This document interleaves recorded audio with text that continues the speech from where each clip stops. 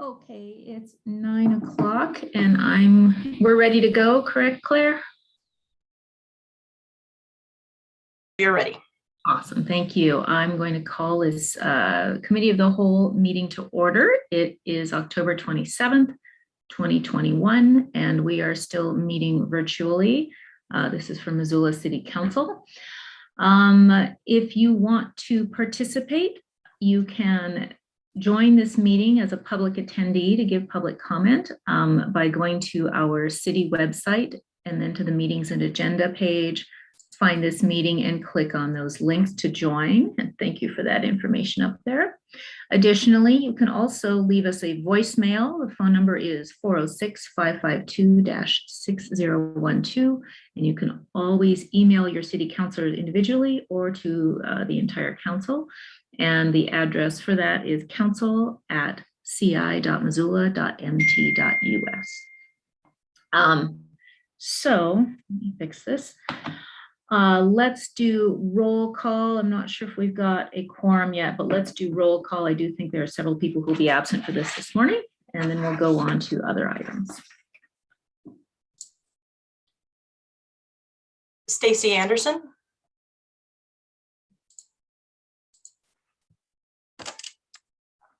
Mirta Becerra. No, she's gone this morning. All right. John Contos. Here. Heather Harp. Here. Jordan Hess. He's gone this morning. Julie Merritt. Present. Jesse Ramos. Amber Sherrill. Present. Sandra Vasica. Present. John Von Lossberg. He's out. He's out. Heidi West. No. And Stacy Anderson has joined. All right.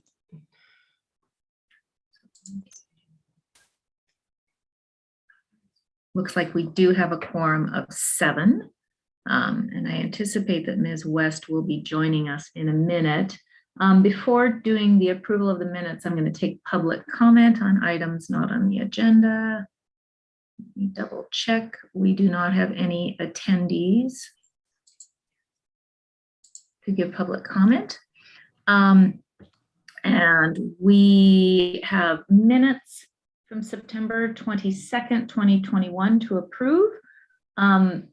There was a spelling of a name in there that I'm not sure if it's the correct spelling, so I'd actually tried to communicate with Heidi West on that. Rachel Guin, who was involved with the Food Policy Advisory Board, and I don't know if anyone knows her correct spelling of her last name. But anyway, maybe Heidi will join, and before the end of the meeting, we'll get that. Otherwise, When I know the spelling of her name. okay, thanks. Terry Kendrick. It's Gooen. Okay, perfect. Then it is actually correct in the minutes. I had just not seen it before. So, okay, sorry. Are there any changes to the minutes then? Seeing none, those will stand approved. All righty. For committee business this morning, we have one informational item that I'm excited to hear about, the mobile support team, which is, I would say, a hot topic of conversation in Missoula for the last year and a half, and all for good reasons. So our presenters today, I'm not sure who's going to kick it off, but we've got John Petroff, Terry Kendrick, Gretchen Neal. I'm just going to turn it over to you all and take it and run with it, okay? Good morning. Good morning. I'm going to kick it off, I guess. So my name is Gretchen Neal, and I am currently working as the Missoula County Mental Health Coordinator, and I'm joined by John Petroff and Terry Kendrick. John is the operations manager for the mobile support team on the Missoula Fire Department side, and Terry Kendrick is the program manager for the mobile support team on the Partnership Health Center side. And what I am here to do today, and what we're here to do, is to present to you the results of our program evaluation for the mobile support team's pilot period, which was September 2020 to June of 2021. And then John is also going to give a brief update on some of the current numbers since that pilot period ended. But I'm going to dive right in. I'm going to share my screen. I have a presentation. Can you guys see that? Yes. Great. So I just also want to say that I am not quite feeling my best this morning. I'm feeling a little under the weather. So if anything I say doesn't make sense or you'd like more information, please feel free to interrupt me. So the mobile support team is it's a partnership between Partnership Health Center and the Missoula Fire Department. And what they do is they provide mobile consultation, screening, and brief intervention to individuals in crisis. And the crisis is stemming from a behavioral health issue. When I say behavioral health, I'm including both mental health and substance use underneath that umbrella term. The primary goal of the program is to provide the right care in the right setting to people experiencing behavioral health emergencies, right? And we also are aiming to reduce the time and resources that Missoula first responders spend addressing situations where behavioral health is the main concern. Also, hopefully, to decrease number of arrests and emergency room visits. So the team itself is comprised, the response unit is comprised of a licensed behavioral health clinician or a clinician in training, and then an EMT. And then we also have a case facilitator who provides follow-up and resource navigation for clients. That side has been expanded a little bit since the pilot, but if you have questions about that, John can touch on that again. So in terms of dispatch, calls for the MST are generally initiated via two pathways. So either there's a direct call from 911 dispatch to the team, or first responders who are currently on the scene may identify that it's a behavioral health issue and call in the MST. They also listen, the mobile support team also listens to dispatch over the radio. So if they hear certain keywords, they'll also attach themselves to that call and go ahead and respond as well. During the pilot period, the mobile support team did not respond to calls independent of law enforcement. So in order to evaluate this program, we picked a number of data points that would hopefully give us some feeling as to whether or not we met our goals. And so I'm going to dive into that data. I don't have all of the data included in this presentation because there's a lot of it, but I know that I believe Terry passed along the full evaluation report if folks are interested. And again, I'm always happy to answer questions. So first, in terms of the responses during the pilot, the teams were available for 890 hours during that. Well, they didn't kick off until November of 2020, from November 2020 to June of 2021. They went out on 537 calls, and of that 537 calls, they saw 290 unique clients. So that should tell you that there are a lot of repeat faces. You can also see from this chart here that the number of calls to the mobile support team increased over time, and they've continued to increase. And again, John's going to touch on some of those increased numbers at the end. So in terms of location of response, so the majority of responses were to public locations. You can see 44%, and 30% of the mobile support team responses were to a private residence. You can also see over here the call disposition. So what happened after the mobile support team responded? The vast majority of calls, the client remained in the community. A smaller number, the 109, were transported to medical care. And then a very few others were either transported to jail, just one person, maybe to the Dakota place, maybe to maybe they took them somewhere else. There's a variety of options. I also want to point out, you'll see there's a no contact number over here. So of that 537 calls, 41 of them, there was no contact with the client. And that's to be expected, right? Sometimes someone calls 911 and the mobile support team shows up, or even law enforcement shows up, and whoever it was is long gone, right? Or maybe they're not interested in talking with the mobile support team, or you know, sometimes they get called off by law enforcement too. Like law enforcement calls, it has them attached, and then they get there and they realize, actually, no, this is a criminal situation. And they cancel the mobile support team's response. So to give you a little bit of an idea about the clients that they're serving, it's about a 50-50 split between male and female clients. And in terms of client age, it runs the gamut, right? But the average age, I believe, it's 47. Median age is 45. I might have those numbers flipped, but that's about where we're at with that. Race by unique client. So the majority of clients are Caucasian. And I think it's important to point out that 6% of the unique clients are Native American, which is a higher percentage proportionally than the percentage of the Native American population in Missoula as a whole, which I believe is 2.2%. And then looking at housing status by encounter, so about 40% of the encounters at the mobile support team were with people who are housed, and 32% are with people who are unhoused.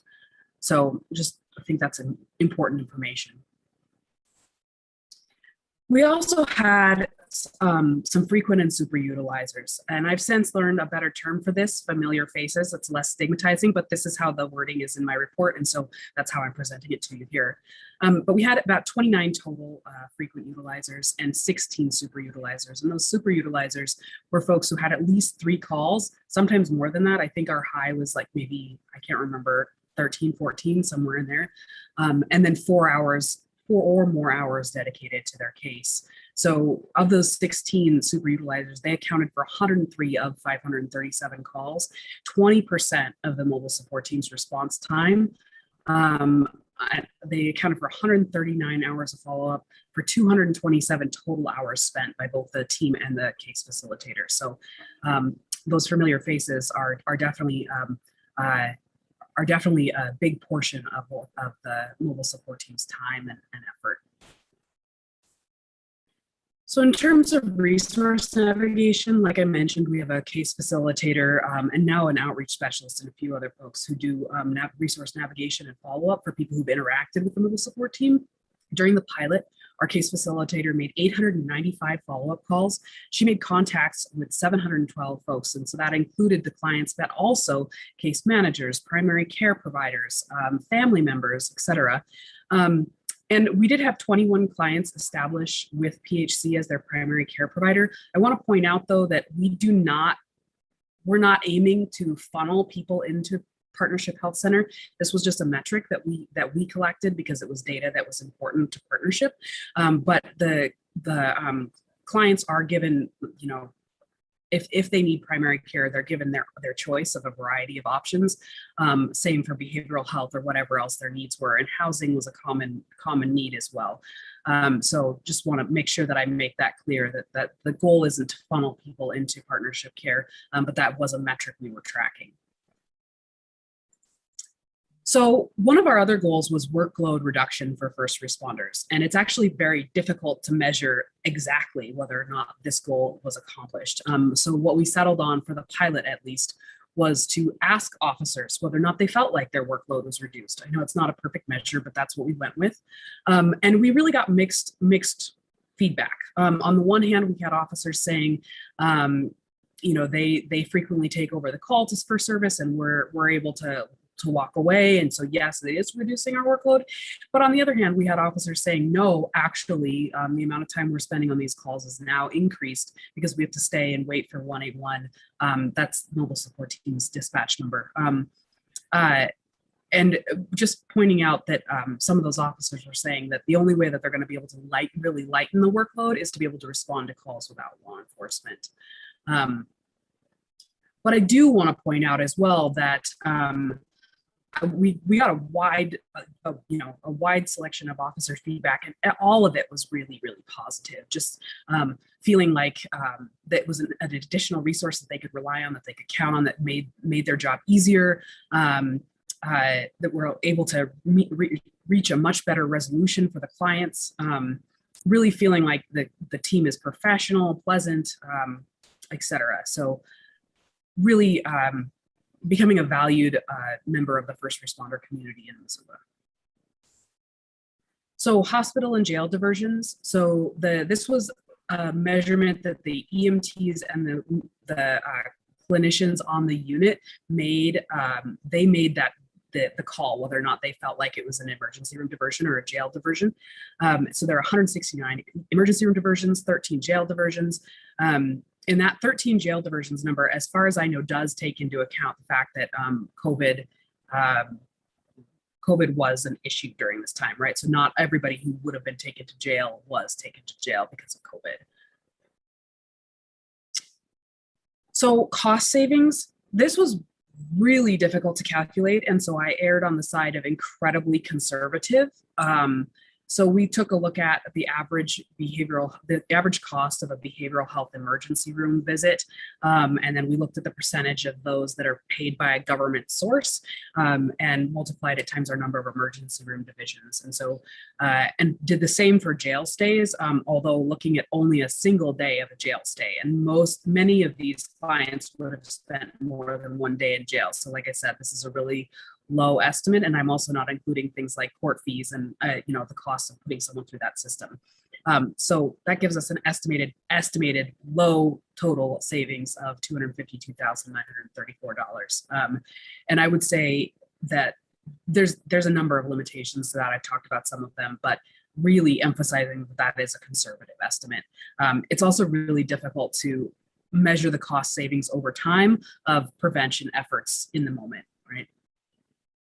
So I also want to point out that the mobile support team is involved in a wide variety of different community collaborations.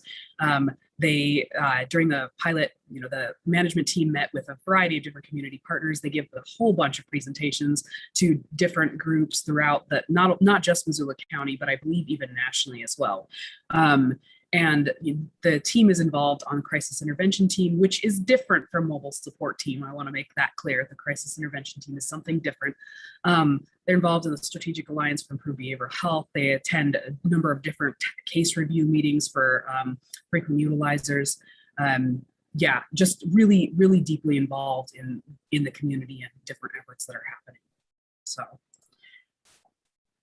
also, as I did this evaluation, I came up with a couple of recommendations for the team. And so one of those recommendations was to resolve data collection issues. During a pilot, there's always going to be hiccups in terms of, knowing what data to collect, how to collect it, where to collect it. And we've been collecting data on 2 different platforms, which makes, there's some problems when you're collecting data in 2 different places.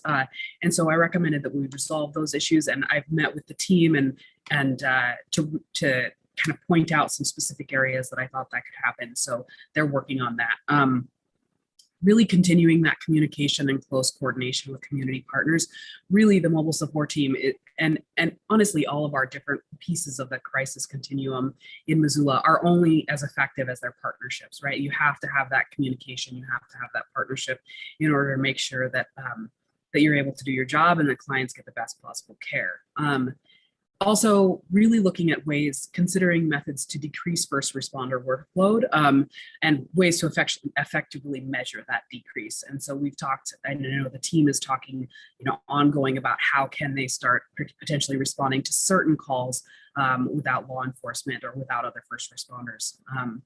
And then I also recommended increasing program staffing to encourage to ensure adequate coverage and to allow for program expansion. And John will talk a little bit about what's happening with that.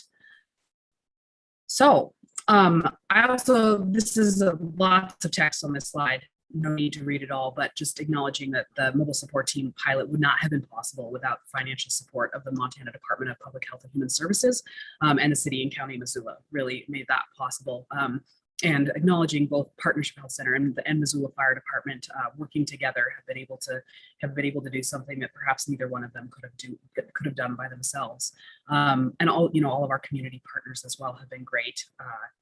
And finally, I really want to give, I think it's really important to recognize that the clinicians and the EMTs and the case facilitator really have stepped up to the plate and have done a really incredible job, not just of serving the clients, but of building relationships within the community and navigating this new program. So really just want to give a shout out to them because they're the ones out there on the street doing the hard stuff. So that's what I've got. John, I'm going to let you talk for a minute. Thank you, Gretchen. Yeah, so I just want to say thanks to Gretchen and Partnership for compiling all this data and making sure that it's as accurate as possible. There was a lot of data forms coming in, so it was tough for Gretchen. We sat down and went case by case on some instances. And a lot of work, and I just really appreciate that. So I'm going to give a brief update, and then I will make sure that we're touching base with throughout the community and with city and county on giving kind of updates more often. So brief update is what Gretchen asked for today, so that's what I'm going to give. So the last 6 months is where I've really focused recently on data, just because that's when we've been fully staffed 7 days a week, from 10 a.m. to 8 p.m. And in the last 6 months, we are now averaging 130 calls per month, where before we were more around that 30 to 40 calls. So that it's definitely increased. Our hours on scene per month are averaging 93 hours on scene, which is it's a lot of time on scene engaged with clients, and that doesn't include that report writing and the response back to the stations and everything that they're doing in between. So restocking supplies, doing all of that. And it becomes 43 minutes average on scene with the clients again. So just kind of putting that into perspective of the team is busy, which is why we asked for that expansion in services and staffing this next upcoming year. Partnership has hired another clinician right now that we are in training with, and we're working on getting more there. We are also working on getting 2 more EMTs in the next month. So our goal is to increase that staffing to 2 EMTs beyond these 2. So 6 total EMTs, and then around that 8 clinicians, depending on part-time, full-time, and all of that. So increasing that staffing, we've also increased our lead clinician from 3/4 time to full-time if needed, and our outreach specialist to a full-time from half-time position. So that will definitely help as we increase the amount of time that we're in service, which is, with Partnership and the fire department, we're working through that right now on where that's going to looking at when we're needed more often. So hopefully we're, by the end of the fiscal year, working from that 8 a.m. to 10 or midnight time range, if we can make it happen. Also, we're getting a 3rd van that will have ADA compliant in it, so we are able to put a wheelchair in there if needed. With a lot of the clients we're working with, we do need that ability. So we have that coming our way, and hopefully picking that up here shortly. working on dispatch. So dispatch is definitely something, we want to make sure we're safe. We want to make sure we're working within the system. And to do that, it just takes some time. And we have been able to fortunately do a little more solo dispatch since this evaluation has come out. We're working with the Poverello pretty closely. Winds of Change, the Safe Outdoor Space on dispatching without law enforcement when we know it's safe and we know the client a lot of times. And we're doing that throughout town. If we know the familiar face we're working with, we will respond through communication. Law enforcement might get dispatched and then we will cancel them. And we're talking through the radio and really working on that. So there is progress in that field as well. And then really last thing I'll touch on is just that data collection again is something that we're always going to be working on, the trying to figure out what we're saving by somebody not utilizing the system is always tough, and we'll keep bringing that up, and we'll try to collect data from our experts like Gretchen, and we're working with the county tribal and Providence, who is also giving us some funding this next year, and between the fire department and PHC. So we will continue to work on that and get better at that. And if there's any questions for Gretchen, or Terry, let us know. Thank you, John.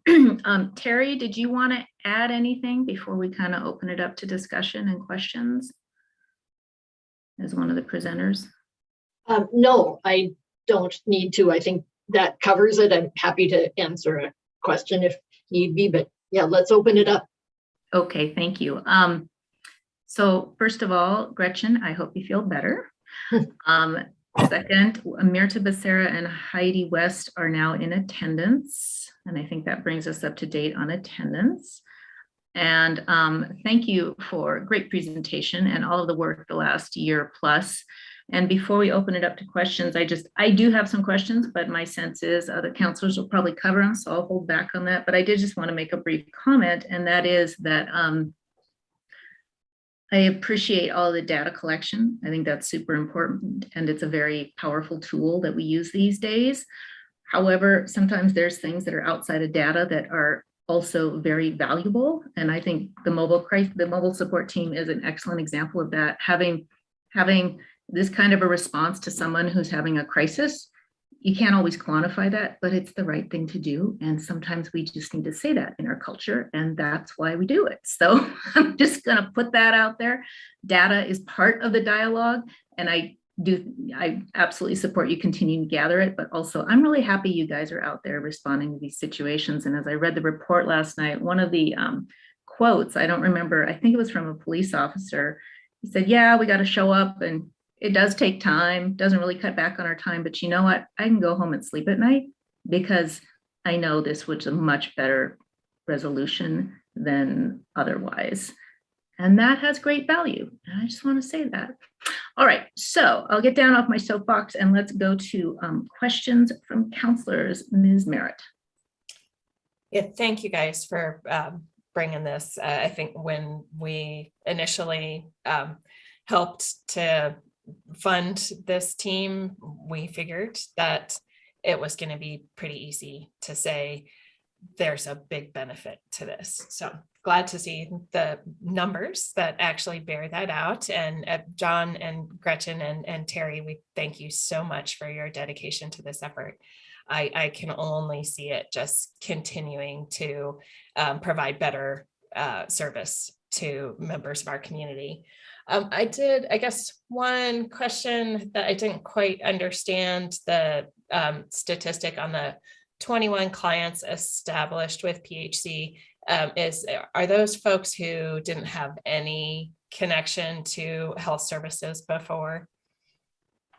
Yeah, that's the case. That we actually found that a majority of the clients actually already had established care, and so it's really just connecting those folks who are really in need, who aren't connected with primary care or to behavioral health. But I know that we also connected clients with a variety of other services, including case management and behavioral health and housing. So. Thanks. And then if I could have just a quick follow-up, Madam Chair. Sure. I wanted to ask a little bit more about the super users and the frequent users. Through our contact with those folks, were we able to, for example, get any of them housed if they were unhoused, or did we collect any information around that? John, you might be able to speak to this better than I can. I'm not sure of the housing question. I can't answer off the top of my head. I know that with at least one of those super utilizers, he was one of the people who was finally connected to primary care, but it took our case facilitator and the teams interacting with him, I don't know, 8 or 9 times before he kind of was in a place where he was ready to be connected to care. John, can you speak to the housing at all? I'm not sure if there's connection between MST clients and Fuse. I'm thinking that there is, but the numbers are not on the top of my head. Yeah, and actually, because Fuse is located at Partnership as well, I'll let Terry kind of touch on that. We definitely, the part I'll touch on is, some of these individuals are housed that are familiar faces as well. So we are connecting with other resources as well as just housing, and that makes it so, again, our wins are sometimes we know that these individuals are going to be familiar faces. We're trying to get them linked to those services, and we have seen success in getting them other services, whether it be housing or treatment, or sometimes just de-escalation on a consistent basis. So, and then I'll let Terry touch on the rest of that. Yes, the folks who are part of the Fuse program, which are people who are frequent utilizers of medical systems, but who are unhoused. And so the Fuse coordinator is actively looking for housing for them and then working with them to help them retain their housing. And so there is some crossover between MST, the folks that the MST sees, and the folks that the Fuse program works with. And I think that's a great thing about having this housed at, a partnership between fire and PHC, is that there are other services here that we can connect folks to who are, needing additional services. I think, one of the things that our case facilitator and the outreach specialist do is to, connect with, if that person does have a case manager, or try to get them in touch with a case manager. Maybe what they need is that they're not on Medicaid and they haven't had primary care for a long time. So PHC really tried to offer some same day or at least quick turnaround appointments so that somebody could get in who might need primary care, or we try to link them up with someone who can help them fill out a Medicaid application. That can be pretty daunting for folks. And, I got to watch the team in action, and it's, just really great. As John said, just that ability to de-escalate the situation and to allow that person to stay in their home, or not have to be taken to the emergency department or to someplace else. So there may not be a huge resolution at the time, and other than de-escalation, and which is really important, so that they don't go, they don't have to go to a higher care place, and then the follow-up to see if we can connect them to services. Thanks. Just to throw the number out there, of the 16 super utilizers, 10 of them were unhoused and 6 of them were housed. And I also want to say that, our case facilitator and outreach person have done a really excellent job of connecting folks to services. But one of the things that we come up against with some of our super utilizers is that they have burned a lot of bridges with providers in town. And so we sometimes struggle if a person might be eligible for like the PACT program, or they might be eligible for some other service, but that provider is no longer necessarily willing to work with them due to past issues. So that's something that we also have to really navigate. But yeah, hopefully that helps. Thanks. Thank you. Thanks. Great answers there. Heather. Thanks. Gretchen, it's really a pleasure to get to meet you for the first time. Glad you're here. I appreciate the presentation. John, it's really good to see you again. And Terry, I remember back a year and a half ago at the beginning of COVID when we were trying to stand up the task force for the county on mental and behavioral health, and to see that we have progressed this far to a point that you get to have an update. It really kind of underscores the value that this mobile support team provides our community. Have given us examples of how we can provide dignity and respect to those who are in crisis in ways that is just extraordinary. And I commend each and every one of you. And I know, of course, the whole team that supports you in this endeavor. Just as an aside, I was reading recently that some of our other agencies across the state don't have this kind of rich program to help those in need, especially when we're talking about emotional destabilization. Oftentimes they just get jailed, and that's the worst place they could end up. So I commend all of you. One question I do have that kind of caught me by surprise was the age group in which the highest numbers were being reported. And I was wondering if amongst the three of you, if any of you have an opinion about why you think that those age 40 to 59 would end up with the highest numbers of needing help.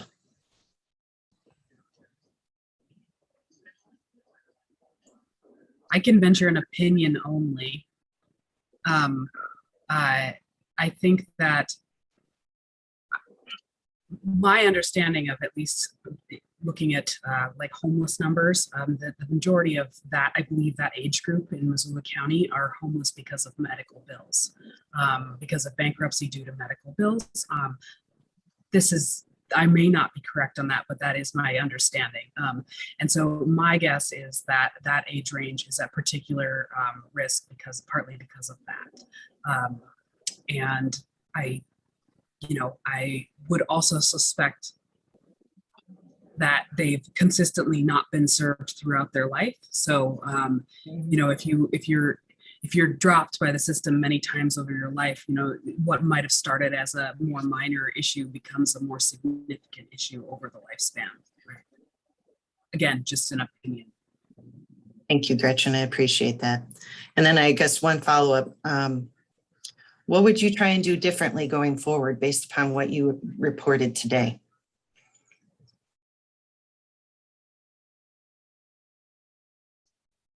John or Terry, you get that one. We're both stalling. I know, we're waiting for the other one. You go first, John. Honestly, like it's just there. I think, our objectives and our goals were ED diversions, jail diversions, getting law enforcement and EMS and fire off scene, providing the right type of service, like giving what our community is asking for. And in that we've succeeded. And really it's just making sure that we're communicating and that we're moving forward is going to be the biggest thing. And I don't know, I mean, just looking at the numbers, I don't know how much I would had changed at the time, just with our experience and lack of knowledge in this. And I feel like we're moving forward right now, and we're always going to have our struggles. But that's my opinion, is I don't know how much we would change as of right now. Thanks, John.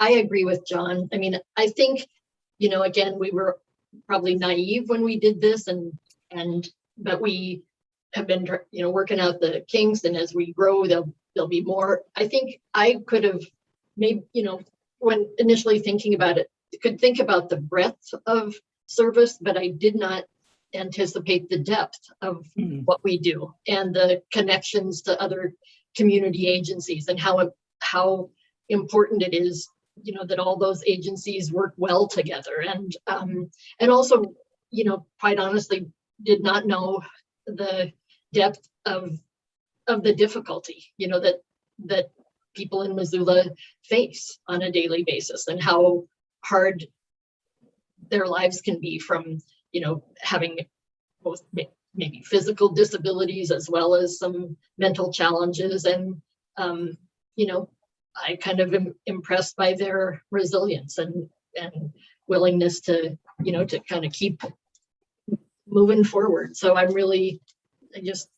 the team does such amazing work every single day, and it's just so proud to be watching it happen.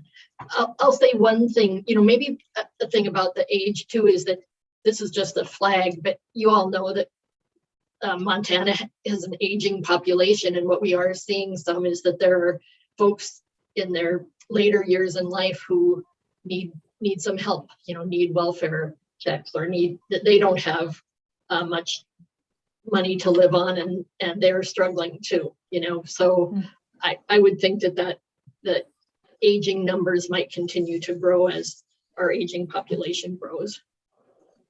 Thank you. Thanks. Amber. Yeah, thanks. And Gwen, I appreciate your comment about the data is just kind of part of the dialogue, because I think that's true. First, I just want to say that I think I'm very proud to have supported this program, and I'm just really thankful that you are all providing this to our community. So starting there, and one of my questions was about the super utilizers that I think was answered from Julie's question. I'm curious though, is going forward, because of the fact that kind of data is just part of it, and we're doing a great service for people that need it. Do you have any thoughts, any of you have any thoughts on like how, as you're collecting data, new data or changes to the data, you know, I was thinking exactly along the same lines, I think, as Gwen, you know, as far as the workload question and the cost savings, and, you know, just that there's an unquantifiable value to this. And I guess I'm just curious if you have any other thoughts on metrics that we'll keep track of, or how we'll change those going forward to just have the best assessment of the program.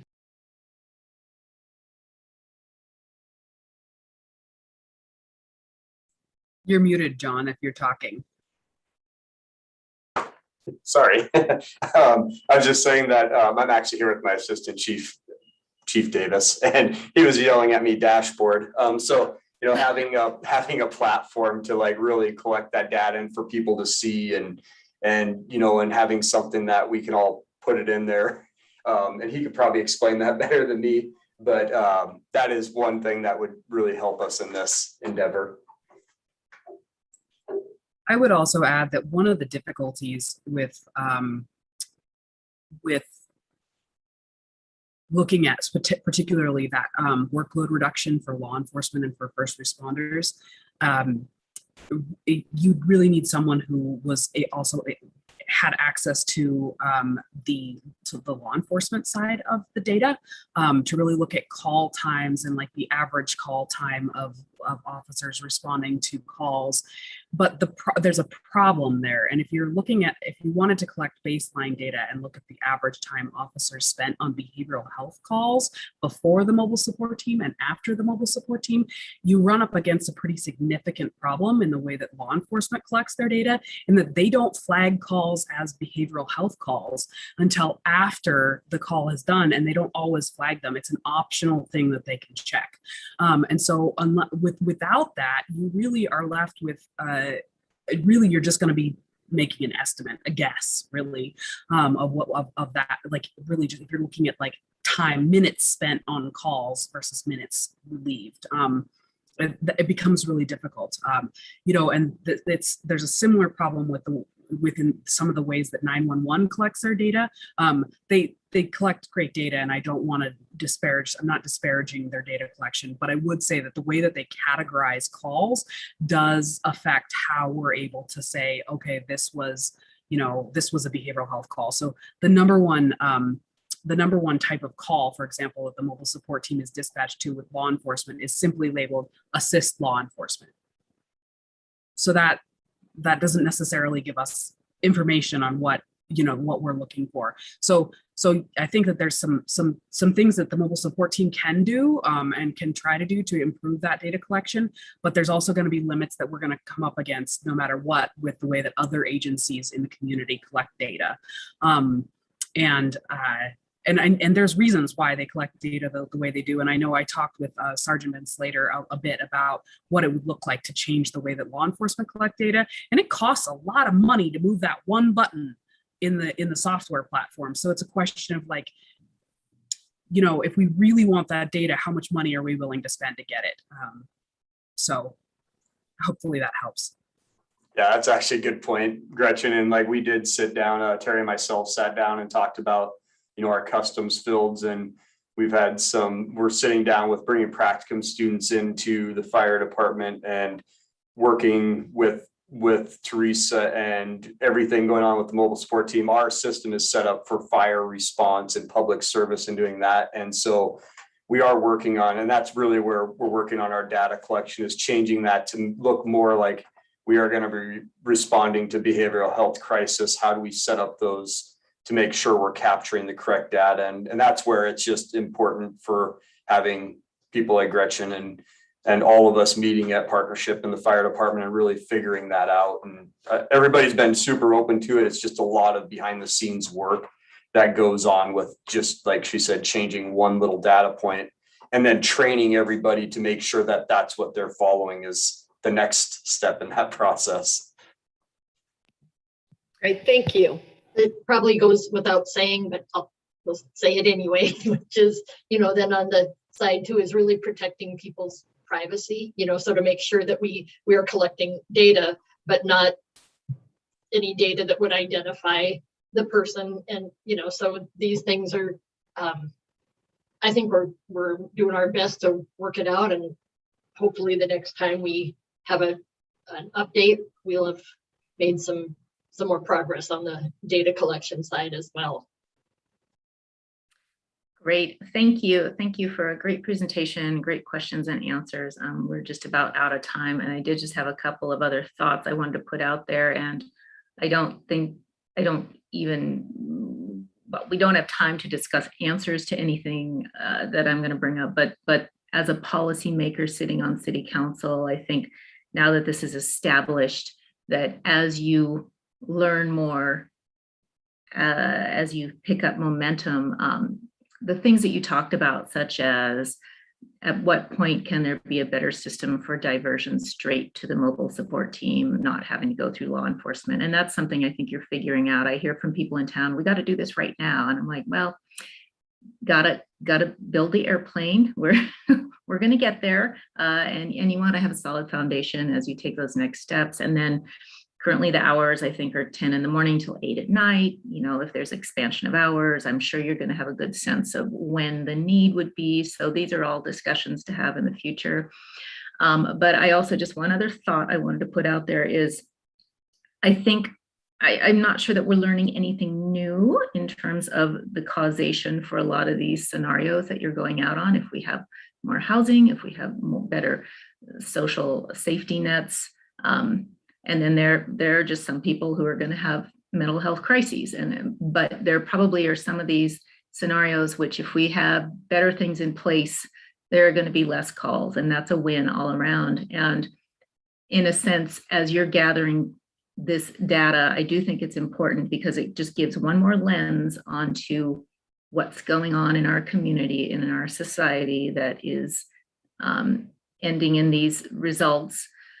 And I know in Missoula, we're working hard on affordable housing, but I do think our state legislatures and our federal legislators, somehow I think this is probably valuable information for them, because those are big tools that we need to be using to address these issues in our community. And this is when you guys get called out, it's an end result as opposed to an intervention much earlier, which could have prevented a crisis. And, you know, we always want to focus more earlier on that path than at the end. But I'm very glad that you were there to be doing this, to be doing these calls and helping people that really need them. So just one last thought I wanted to share. I don't see any other hands raised, and frankly, we are over time. So thank you, and we will stand adjourned. Thank you for having us. Thank you all.